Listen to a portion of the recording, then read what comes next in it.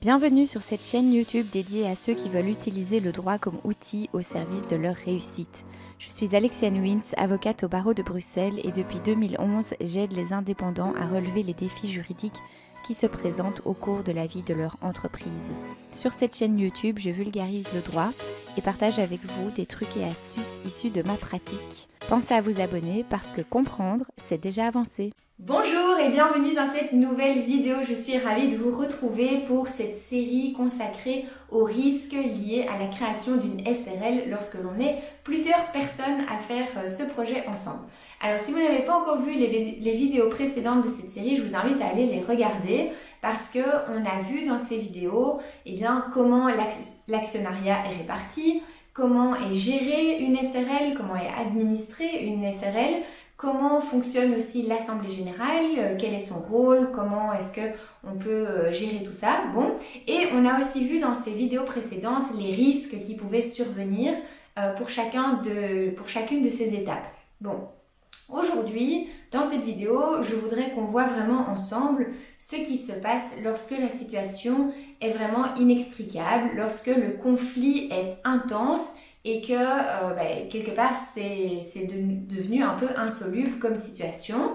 Et bien évidemment, le droit c'est aussi là pour ça, c'est pour régler des situations où les parties ne savent pas régler ça par elles-mêmes. Et donc on va voir qu'il y a une série de procédures qui sont à votre disposition dans ces cas-là.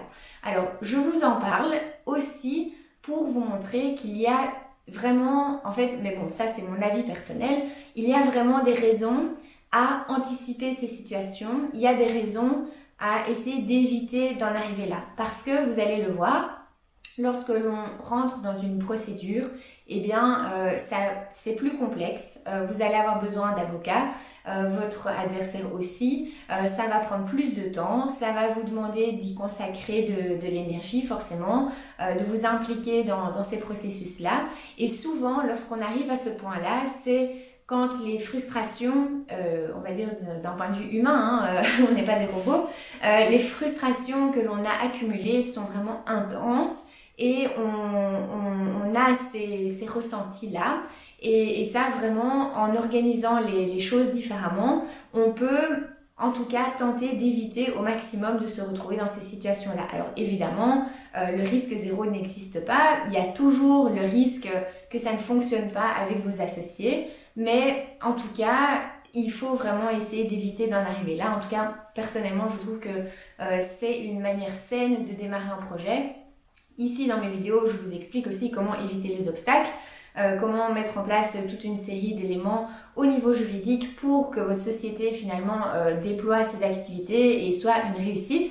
Donc l'idée c'est d'éviter de vous retrouver dans une situation de ce type, puisque on l'a vu aussi dans les précédentes vidéos, ça peut arriver à un point tel que les activités de la société sont mises en péril et ça peut mener à une faillite, à des gros problèmes au niveau de la santé financière de l'entreprise. Et tout ça, ce sont des scénarios qu'on va vouloir éviter, n'est-ce pas? Donc on va voir aujourd'hui si vraiment vous n'avez pas le choix, si vraiment la situation est devenue intenable avec vos associés, il y a toujours moyen de régler cette situation par des procédures. Alors, qu'est-ce que vous avez comme procédure à votre disposition? La première procédure que vous avez, c'est une procédure que vous pouvez utiliser si vous êtes dans une situation d'extrême urgence où il y a un péril vraiment là qui est présent ou imminent que vous pouvez déjà anticiper, que vous voyez arriver. Vous avez cette procédure qu'on appelle une procédure en référé. Alors cette procédure, c'est devant le président du tribunal et normalement c'est une procédure qui est beaucoup plus rapide qu'une procédure classique. Le seul inconvénient, on va dire, c'est que vous allez pouvoir seulement obtenir des mesures provisoires, c'est-à-dire qui vont peut-être un peu geler une situation à un moment donné ou qui vont déterminer ce qui va devoir être fait dans l'urgence ou pas, ou parfois aussi pour bloquer certaines activités, mais ça ne tranchera pas le litige dans son entièreté. Vous ne pourrez pas demander par exemple des dommages d'intérêt ou vous ne pourrez pas demander à ce que vraiment la situation soit clôturée après la procédure en référé. C'est une procédure qui sert à résoudre une situation dans l'urgence. Si vous voulez plus d'informations sur comment se passe une procédure en référé, de quoi il s'agit exactement, j'avais fait une vidéo qui présente ça en détail, donc je vous renvoie vers cette vidéo. Alors ça c'est la première procédure. Deuxième procédure, vraiment, si vous ne pouvez plus rester dans cette société, si vous voulez sortir absolument parce que pour vous la situation est devenue intenable, ou au contraire si vous trouvez que c'est votre associé qui devrait quitter la société parce que vraiment sa présence dans la société est réellement problématique et que vous êtes au point où il n'y a vraiment plus moyen de vous entendre, vous avez ce qu'on appelle une mésentente vraiment grave entre vous. Là aussi, il y a des procédures qui existent pour vous permettre de soit vous de sortir de la société ou soit d'exclure un de vos associés de la société. Alors là, bon, ça va dépendre aussi de comment est réparti, comment sont réparties les actions entre vous. Il y aura une procédure qui sera plus appropriée que l'autre, mais ça, vous devez voir un petit peu au cas par cas dans votre situation si ça se présente. Mais en tout cas, il y a des procédures qui vous permettent de revendre vos parts et la vente est en fait prononcée, on va dire, par le juge. Cette procédure, c'est une procédure qui est aussi un peu plus rapide normalement qu'une procédure classique puisque c'est une procédure qu'on appelle comme en référé. Donc c'est aussi devant le président du tribunal. Mais ici, ce qui va se passer, c'est qu'en pratique, ça risque quand même de prendre un petit peu de temps. Surtout s'il faut évaluer le prix des actions, s'il n'y a pas d'accord entre les parties sur justement à quelle valeur l'un ou l'autre doit racheter les actions de ses associés, eh bien il va falloir faire une évaluation de ces parts et ça peut aussi prendre un certain temps. Donc c'est normalement plus rapide, mais ça reste quand même relativement long. C'est pour vous dire, c'est pas bouclé en un mois. Hein. Ça peut quand même prendre 1, voire 2, 3, parfois plusieurs années.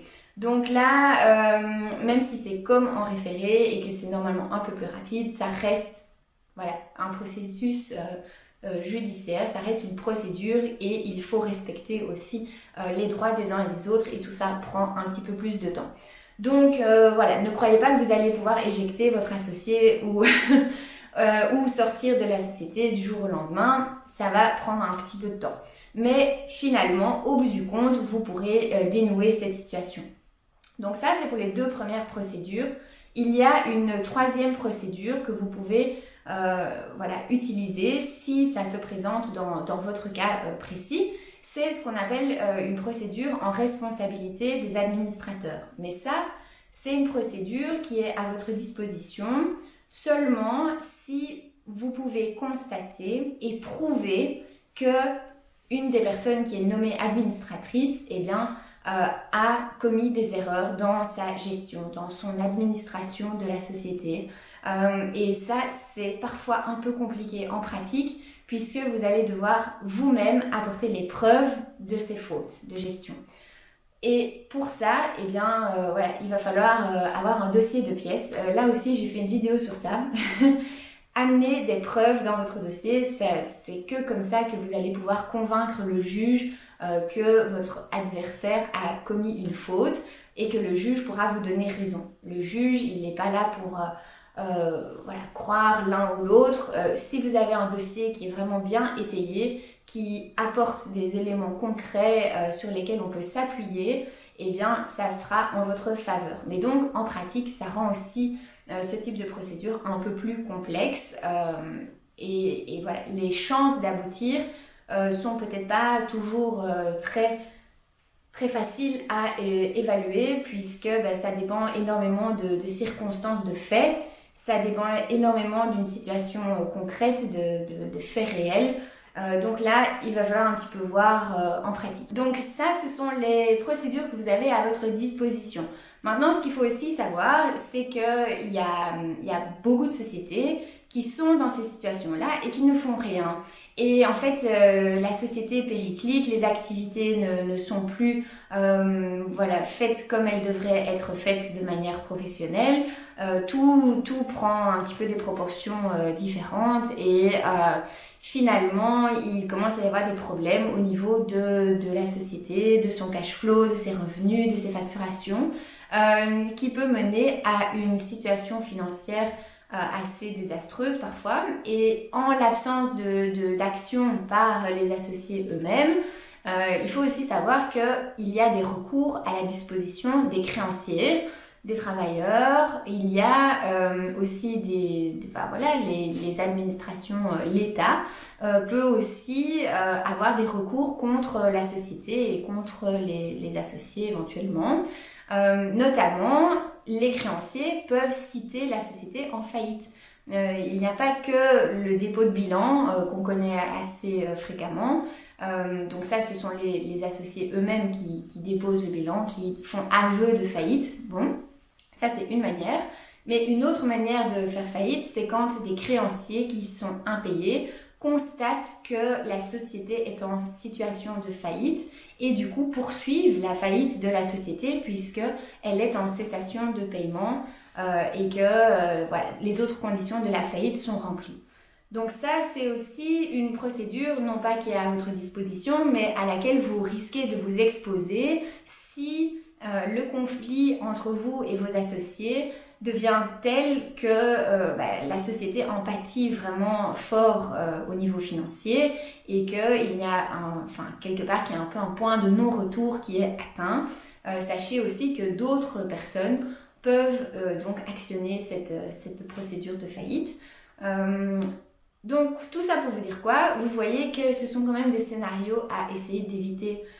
Si vous voulez avoir une entreprise qui prospère et qui réussit, il faut vraiment encadrer, selon moi, vos relations entre associés, entre actionnaires, depuis le début de votre projet, même avant de créer la société ensemble. Donc maintenant, concrètement, que faut-il faire si vous êtes face à un tel blocage dans votre société? Tout d'abord, il ne faut pas paniquer et ce qu'il faut faire, c'est vraiment essayer de vous faire conseiller et de vous faire accompagner le plus tôt possible lorsque vous êtes face à un tel blocage. Première chose, si vous n'arrivez pas à régler cette situation en parlant avec vos associés, n'oubliez pas, c'est un peu comme dans un couple, mais quand il y a une dispute, il faut essayer quand même de se réconcilier à un moment. Vous n'allez pas juste rester fâché ad vitam aeternam et vous n'allez pas directement aller voir un avocat pour divorcer. Bon, d'abord, première chose, quand on s'est disputé, quand on n'est pas d'accord, quand on est face à un blocage, on analyse la situation et puis on en discute ouvertement ensemble, sans se prendre la tête, en essayant de comprendre aussi le point de vue des uns et des autres. Bon, je ne vais pas vous faire une vidéo sur les techniques de communication et de réconciliation entre associés ou de couple. Bon. Souvent, il faut quand même privilégier cette voie-là, parler entre vous, n'ayez pas peur de ce qui va se passer. Voilà, allez-y vraiment ouvertement. Deuxième chose que vous pouvez faire, si vous n'êtes pas certain ou si le blocage est vraiment important, prenez conseil auprès d'un avocat, d'un juriste. Bon, les avocats sont quand même bien placés pour vous conseiller par rapport à toutes ces questions. Ça fait partie de notre quotidien de régler ce genre de situation. Donc, prenez un conseil. Ça ne, entre guillemets, coûte rien, en tout cas pas grand-chose, d'avoir une consultation avec un professionnel qui va pouvoir écouter votre situation concrète, écouter ce qui s'est passé, détecter par rapport nous on a l'habitude de ça aussi, mais on va voir est-ce que ce que vous nous dites représente quelque chose de vraiment très grave aux yeux de la loi, on va dire aux yeux du droit, de la jurisprudence, de la pratique, bon, ou est-ce que c'est quand même un peu minime, est-ce que c'est léger, est-ce que vous avez des preuves, comment ça va se passer, est-ce qu'il faut réagir dans l'urgence, est-ce que c'est un peu moins urgent, et on va pouvoir vous aiguiller dans la meilleure manière de procéder pour essayer de résoudre ce conflit. Donc vraiment, n'hésitez pas à consulter assez rapidement quand même, et de ne pas essayer de résoudre ça par vous-même si vous n'y arrivez pas. Si vous voyez que ça dépasse vos moyens, que les émotions sont exacerbées, voilà, n'écrivez pas des emails sous le coup de l'émotion, un peu rageux, parce que ça, typiquement, ça peut se retourner contre vous. Vous allez peut-être mettre par écrit des choses que vous n'auriez pas dû dire. Et si par la suite il y a quand même une procédure, voilà, il faut quand même essayer d'éviter ce genre de choses-là. Donc voilà, avant de vous emballer dans des conflits et vraiment d'avoir un conflit ouvert et voilà, essayez quand même de résoudre les choses avant. Première chose que je peux vous conseiller. Deuxième chose aussi, pourquoi consulter quelqu'un rapidement? Simplement parce que quand vous voyez, voilà, par exemple, quand vous avez un bac avec des fils électriques dedans, vous voyez quand il y a 2 fils électriques et que ça fait un petit nœud, 2 petits nœuds, c'est assez facile à dénouer, ok? Maintenant, disons que vous avez un bac avec énormément de câbles, de fils électriques, plein de trucs. C'est assez facilement inextricable puisqu'il y a énormément de nœuds à tous les niveaux et il faut les prendre un par un et dénouer chaque fil un par un. Bon, vous voyez un peu l'image, et bien c'est la même chose lorsqu'il y a un conflit entre associés. Souvent ça prend des proportions extrêmes parce qu'on ne s'est pas entendu sur ce point-là. Et puis il y a aussi eu ça, et puis il y a ça, et puis ah oui, et on a aussi échangé tel et tel email, et il y a aussi telle et telle chose. Bon, et en fait tous ces nœuds s'accumulent les uns aux autres, qui fait que la situation, une fois que vous venez consulter l'avocat, eh bien c'est un gros paquet de plein de problèmes. Et la situation n'est plus noire ou blanche, elle est totalement grise, totalement nébuleuse. Et c'est beaucoup plus complexe forcément à résoudre que si on avait 1 ou 2 petits problèmes et qu'on pouvait voilà, facilement dénouer la situation. Eh bien, c'est simplement garder cette image-là en tête, mais dès que vous voyez quelques petits problèmes, eh bien, voilà, prenez conseil. En tout cas, ne restez pas seul. Première chose, voilà, ouvrez-vous à vos associés, parlez-en ouvertement, essayez de dénouer la situation par vous-même. Si vous voyez que c'est pas possible, eh bien, prenez un conseil avant que la situation dégénère totalement, parce que là, ça peut avoir des conséquences assez importantes et ça, je vous le souhaite vraiment pas du tout. Alors, j'en ai fini pour cette vidéo. On a fait le tour des procédures, on a fait le tour de... Voilà, j'espère que vous avez aussi bien compris comment fonctionnent tous les organes de la SRL.